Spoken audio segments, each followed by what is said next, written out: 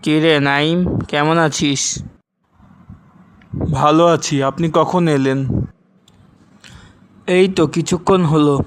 কি ব্যাপার, তোকে চিন্তিত দেখাচ্ছে? কি হয়েছে? না চাচা, চিন্তিত নই, আমি হতাশ। হতাশ? কেন? কি জন্য এত হতাশা? চাচা, আমি আমাকে নিয়ে হতাশ।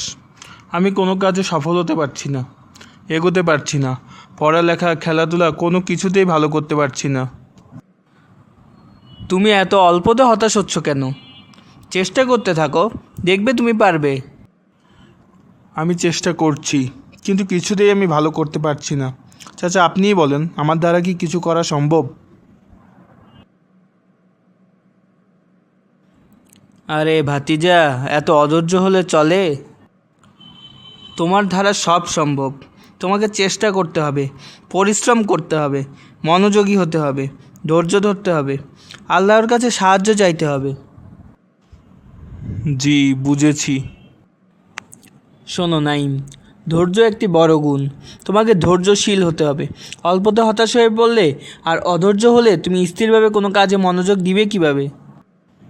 হ্যাঁ চাচা, ধৈর্যশীল হওয়া গুরুত্বপূর্ণ। তোমাকে প্রত্যেকটি কাজে ধৈর্যশীল হতে হবে। যে কোনো খেলাতে হার জিত থাকবে। তুমি জিততে পারো, আবার হারতেও পারো। শুধু ধৈর্য ধরে চেষ্টা করে যাও আর আল্লাহর উপর বিশ্বাস রাখো, অবশ্যই তুমি সফল হবে। চাচা, আপনার কথা শুনে শান্তি লাগছে। আমি আরও ধৈর্যশীল হতে চেষ্টা করব।